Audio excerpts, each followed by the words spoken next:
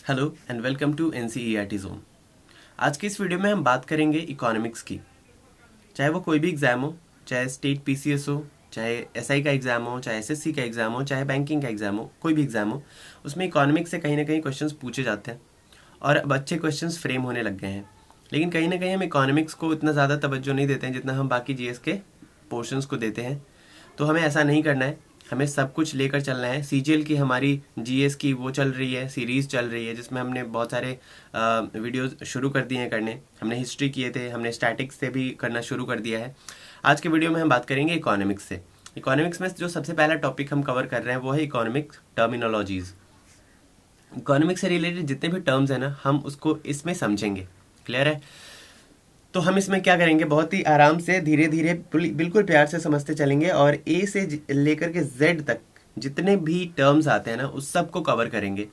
उसी सिलसिले में आज जो वीडियो है, आज हम इसमें ए से रिलेटेड जितने भी टर्म्स हैं ना, इकोनॉमिक से रिलेटेड टर्म्स जो ए से शुरू होते हैं, ए लेटर्स से, उनको कवर करने वाले हैं।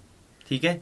कवर करने से पहले, वीडियो शुरू करने से पहले एक रिक्वेस्ट है आपसे कि प्लीज़, अगर आप देख रहे हैं, चैनल पर नए हैं या फिर नए नहीं भी हैं, दोबारा देख रहे हैं, अगर आपने अभी तक सब्सक्राइब नहीं किया है तो please please please do subscribe to the NCERT zone please. कुछ नहीं जाएगा आपका सब्सक्राइब करने में, और एक बार बेल नोटिफिकेशन ज़रूर ऑन कर लीजिएगा, क्योंकि हम इतनी मेहनत करते हैं, हमारा कंटेंट ठीक ठीक ही होता है, लोग तारीफ़ ही करते हैं, लेकिन फिर भी हम सब्सक्राइब हमें लोग नहीं करते, पता नहीं क्यों। ना वीडियोस लाइक करते हैं, ना शेयर करते हैं। जैसे हम कहीं ना कहीं देखिए 2 साल से 2.5 साल से हम लगे हुए हैं, लगभग वैसे तो 4 साल से लगे हुए हैं, लेकिन हम इतना सीरियसली वीडियोस बनाते हैं। हम चाहते हैं कि कुछ भी वीडियो में ज़्यादा हम कुछ बोले ना, वीडियो जितना हो सके छोटा रहे, ताकि आप लोगों का टाइम वेस्ट ना हो। हम चिल्ला के बात नहीं करते हैं, तो जिसकी वजह से ये नहीं है कि हमारा कंटेंट इतना अच्छा नहीं है।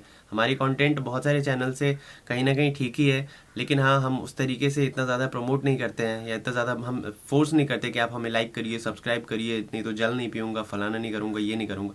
तो प्लीज़, आपका खुद ही दायित्व तो बनता है, ये आपकी रिस्पॉन्सिबिलिटी है कि आप हमें मोटिवेट करें। ऐसे तो डिमोटिवेट वर्ड बहुत बड़ा हो जाएगा, लेकिन कहीं ना कहीं अच्छा नहीं लगता कि पता नहीं क्यों रिकॉग्नाइज नहीं कर रहे हैं लोग हमें। तो प्लीज़ वीडियो को ज़रूर से ज़रूर लाइक करें, और अच्छा लगे तो, ऐसा नहीं है, कोई ज़बरदस्ती नहीं है, लेकिन सब्सक्राइब ज़रूर कर दें। ठीक है, चलिए शुरू करते हैं। तो सबसे पहला टर्म जो है आज के वीडियो में वो है एब्सोल्यूट एडवांटेज। एब्सोल्यूट एडवांटेज की अगर बात करें तो क्या होता है, देखिए, सबको हम बहुत ही प्रैक्टिकली समझेंगे, डेफिनेशन रटने की कोई ज़रूरत नहीं है। एब्सोल्यूट एडवांटेज का मतलब क्या होता है, जैसे दो लोग हैं, मान लीजिए there is a 2 people, A and B. Okay, there is a 2 people. तो दोनों के पास जो रिसोर्सेज है वो बिल्कुल सेम है, दोनों के पास कैपिटल सेम है, दोनों के पास लेबर सेम है। ठीक है, सब कुछ बिल्कुल सेम सेम है, ए के पास भी और बी के पास भी, और दोनों ने एफर्ट्स भी सेम लगाए। ठीक है, यहाँ पे समझिएगा, दोनों के पास रिसोर्सेज सेम है और दोनों ने एफर्ट्स भी सेम लगाए, लेकिन ए ने जितना प्रोड्यूस किया ना, ए ने जितना प्रोड्यूस किया, बी ने उससे ज़्यादा प्रोड्यूस कर लिया। तो इसी को कहते हैं एब्सोल्यूट एडवांटेज। यहाँ पे बी ने एब्सोल्यूट एडवांटेज ले लिया। ठीक है, तो जब कोई भी पर्सन, एक पर्सन या कोई फर्म या फिर कोई कंट्री ज़्यादा प्रोड्यूस कर लेती है, ठीक है, ज़्यादा प्रोड्यूस कर लेती है compare to others with the same effort and same amount of resources, तो इसे ही कहते हैं हम एब्सोल्यूट एडवांटेज। क्लियर है? तो आई होप आपको समझ में आ गया होगा। बात करते हैं नेक्स्ट क्वेश्चन, नेक्स्ट टर्म की, वो है अडेप्टिव एक्सपेक्टेशंस। तो ये देखिए, दो टर्म से मिलके बना है, अडेप्टिव और एक्सपेक्टेशंस। अडेप्टिव का मतलब क्या होता है, रेडी टू अडेप्ट। ठीक है, अडेप्टिव का मतलब होता है कि जो आप कर लेते हो, अडेप्ट कर लेते हो आसानी से। ठीक है, और एक्सपेक्टेशंस का मतलब होता है आपकी अपेक्षाएं, अपेक्षा, यस, आपकी अपेक्षाएं और आपके एक्सपेक्टेशंस, आपकी उम्मीदें। तो जब आप देखते हो कि आपकी फ्यूचर से क्या एक्सपेक्टेशंस हैं, आप अपने फर्म से क्या लेना चाहते हो, या आप अपने बिजनेस से क्या लेना चाहते हो इन द कमिंग फ्यूचर, तो उसके लिए आप देखते हो अपने पास्ट ट्रेंड्स को, मार्केट के पास्ट ट्रेंड्स को, आपने क्या एरर्स किए हैं पास्ट में, इनको, तो जब आप पास्ट ट्रेंड्स को देखते हो, एरर्स को देखते हो और इससे कुछ सीख लेते हो और सीखने के बाद आप फ्यूचर से कुछ एक्सपेक्ट कर रहे हो, that expectations is set to be adaptive expectations. Clear है? ऐसा नहीं कि बस फ्यूचर से एक्सपेक्ट किए जा रहे हैं कि अरे इतनी कमाई हो जाएगी, इतने का रेवेन्यू जनरेट हो जाएगा, इतना फायदा हो जाएगा, लेकिन आपने जो पास्ट ट्रेंड्स देखा ही नहीं कि कंज्यूमर क्या चाहता है, मार्केट का ट्रेंड क्या रहा है, किस प्रोडक्ट की का सेल सबसे ज़्यादा रहा है, ठीक है, लोग क्या चाहते हैं, लोग कितना प्राइस पे करना चाहते हैं, इन ट्रेंड्स को आपने देखा नहीं और साथ ही साथ जो आपने एरर्स किए थे ना उसको रिपीट करते जा रहे हो, तो उसके बाद जो एक्सपेक्टेशंस कर रहे हो उसको हम एडेप्टिव एक्सपेक्टेशंस नहीं कहेंगे। तो एडेप्टिव एक्सपेक्टेशंस किसे कहेंगे? जब आप पास्ट ट्रेंड्स को फॉलो करोगे और पास्ट एरर्स को हटा दोगे, उसके बाद जो एक्सपेक्ट करोगे मार्केट से, that expectation is called adaptive expectations. अब बात करेंगे थर्ड टर्म की, एडवर्टाइजिंग। बहुत ज़्यादा समझाने की ज़रूरत है नहीं एडवर्टाइजिंग को, तो promotion of goods and services को कहते हैं हम एडवर्टाइजिंग, प्रचार प्रसार करना अपने गुड्स का या सर्विसेज का, ठीक है। तो पहले जो इकोनॉमिस्ट थे ना, बहुत सारे इकोनॉमिस्ट ये सोचते थे कि एडवर्टाइजिंग फालतू है, वेस्टेज ऑफ मनी है, इसका कुछ फ़ायदा नहीं है, लेकिन धीरे धीरे बहुत सारे इकोनॉमिस्ट इसके पक्ष में भी थे, तो धीरे धीरे उनको समझ में आ गया कि एडवर्टाइजिंग एक पॉजिटिव इन्फ्लुएंस लाता है कंज्यूमर्स पे, ठीक है।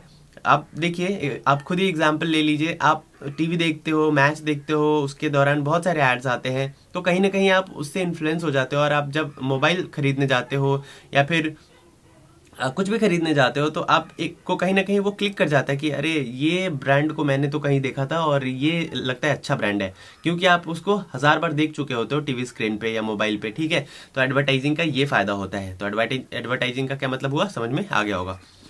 बात करते हैं एजेंसी कॉस्ट्स की। अब ये टर्म थोड़ा आराम से समझिएगा, एजेंसी कॉस्ट क्या होता है। देखिए, एजेंसी कॉस्ट, पहले तो मैं इसका डेफिनेशन क्या है वो बता दूं। तो एजेंसी कॉस्ट अगर बुकिश लैंग्वेज में अगर हम बात करें, तो जब प्रिंसिपल्स और एजेंट के बीच में कॉन्फ्लिक्ट हो जाता है, विवाद हो जाता है, तो उसे हम कहते हैं एजेंसी कॉस्ट। अभी ये प्रिंसिपल कौन है और ये एजेंट कौन है, तो देखिए एग्जाम्पल के थ्रू समझते हैं। एक कंपनी है, मान लीजिए कोई कंपनी है, पब्लिक कंपनी है, ठीक है, या कोई भी कंपनी है, मल्टीनेशनल कोई भी कंपनी है। तो कोई भी कंपनी, जैसे कंपनी ए है, पब्लिक कंपनी है मान लेते हैं, ठीक है, क्योंकि प्राइवेट कंपनी तो शेयर निकालेगी नहीं, पब्लिक कंपनी है। तो कंपनी ए जो है, इसमें कुछ होंगे इसके ओनर्स कौन होते हैं, शेयर होल्डर्स होते हैं, ये हमें पता है, और कुछ होंगे जो इसको रन करते होंगे, जैसे इसके मैनेजर्स, ठीक है। वो मैनेजर्स किसी भी लेवल के हो सकते हैं, लेवल 1, लेवल 2, लेवल 3, या फिर हाँ ठीक है मैनेजर। तो दो साइड हो गया, एक तो हो गया शेयर होल्डर, दूसरा हो गया मैनेजर। शेयर होल्डर कहलाता है प्रिंसिपल्स, उस कंपनी का प्रिंसिपल, ठीक है, क्या कहलाता है, प्रिंसिपल। और मैनेजर कहलाता है उस कंपनी का एजेंट। तो प्रिंसिपल कौन है, who formed the company, and agent कौन है, who runs the company. Clear है, जो कंपनी को चलाता है। तो हो सकता है प्रिंसिपल का इंटरेस्ट कुछ अलग हो और एजेंट का इंटरेस्ट कुछ अलग हो कंपनी को लेकर के। क्लियर है। तो मान लो प्रिंसिपल चाहता है कि इससे ज़्यादा से ज़्यादा प्रॉफिट हो हर साल, ज़्यादा से ज़्यादा रेवेन्यू जनरेट हो हर साल, और ये पैसा कहीं और इन्वेस्ट कर सके या अपने जेब में रख सके, ठीक है। वहीं पे एजेंट क्या चाहेगा कि एजेंट चाहेगा कंपनी का एक्सपेंशन हो। तो यहाँ पे अगर हम देखें तो दोनों का इंटरेस्ट अलग हो गया। शेयर होल्डर्स का इंटरेस्ट यहाँ पे हो गया कि मुझे ज़्यादा से ज़्यादा डिविडेंड मिले, ज़्यादा से ज़्यादा प्रॉफिट मिले। वहीं पे एजेंट यानी कि मैनेजर चाह रहा है कि कंपनी का एक्सपेंशन हो, ग्रोथ हो, और भी ब्रांचेस हम खोले, ठीक है। तो दोनों का इंटरेस्ट अलग हो गया। तो जहां पे दोनों का इंटरेस्ट अलग हो जाए ना, वहीं पे अराइज होता है एजेंसी कॉस्ट्स। क्लियर है। तो आई होप आपको ये समझ में आ गया होगा। चलिए अभी नेक्स्ट टर्म है एमोर्टाइजेशन। क्या है amortisation?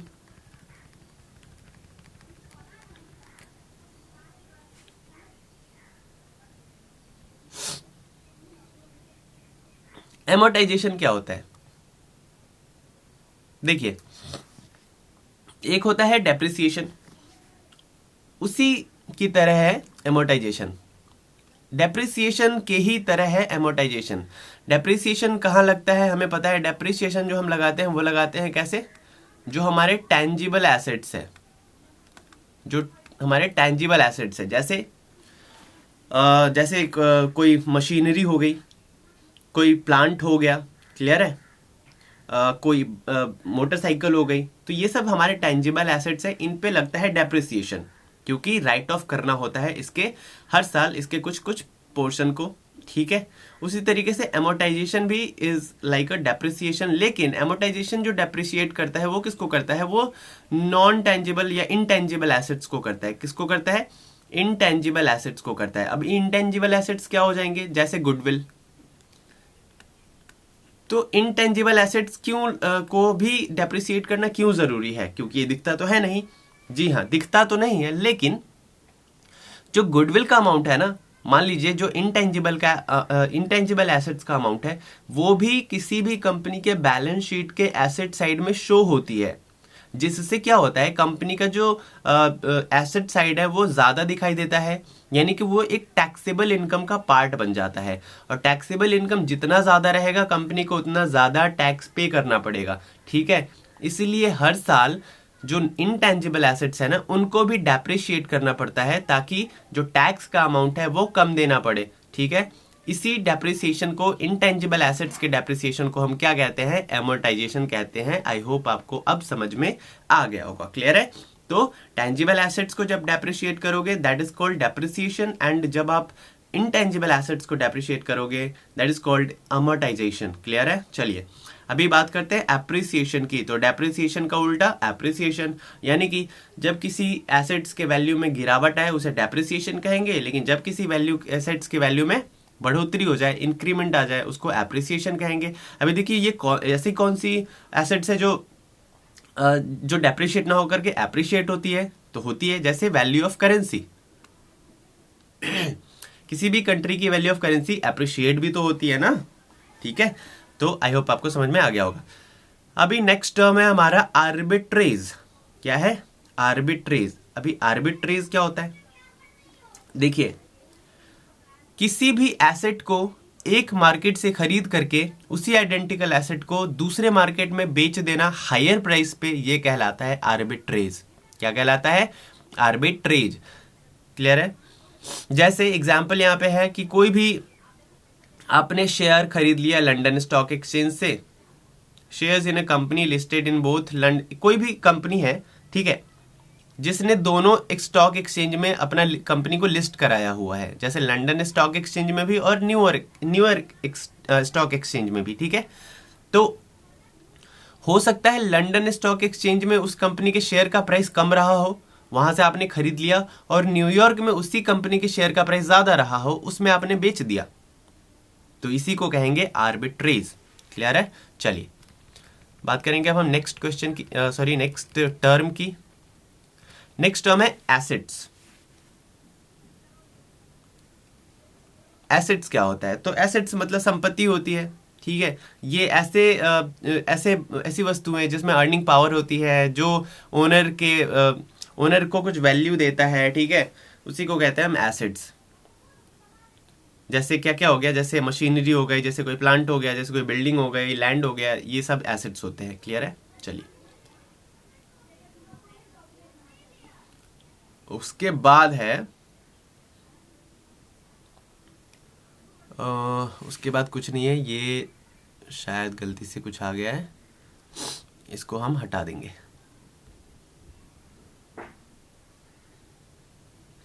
When somebody knows more than somebody, okay. Next term जो हमारा था वो था एसिमेट्रिक इंफॉर्मेशन, ये मिस हो गया था, ठीक है। तो एसिमेट्रिक इंफॉर्मेशन क्या होता है, एसिमेट्री का मतलब तो आपको पता ही है, जब दो चीजें सिंक नहीं करती उसको एसिमेट्री कहते हैं। तो देखिए जब दो लोग एक साथ काम करते हैं और दोनों में बिल्कुल सिमेट्री नहीं है, तो उनका एक साथ काम करना ना मुश्किल हो जाता है, इसे इंफॉर्मेशन को कहते हैं एसिमेट्रिक इंफॉर्मेशन। एग्जाम्पल के लिए कोई गवर्नमेंट ब्रॉडकास्टिंग लाइसेंसेज बेच रही है, लेकिन उन्हें पता ही नहीं उस गवर्नमेंट को कि बायर्स क्या खरीदने के लिए तैयार है, या फिर कोई लेंडर ये नहीं जानता है कि बोरोवर कितना रीपे करने के लिए तैयार है, मतलब वापस लौटाने के लिए कितने सक्षम है, वो सीधे पैसे दिए जा रहा है। या फिर कोई यूज्ड कार सेलर है, ठीक है, जो यूज किए हुए कार को बेचता है, उसे ज्यादा पता नहीं है क्वालिटी ऑफ द कार के बारे में जो वो बेच रहा है बायर्स को।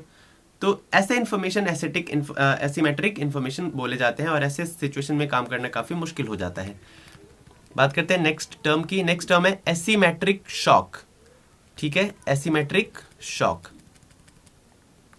एसिमेट्रिक शॉक क्या होता है?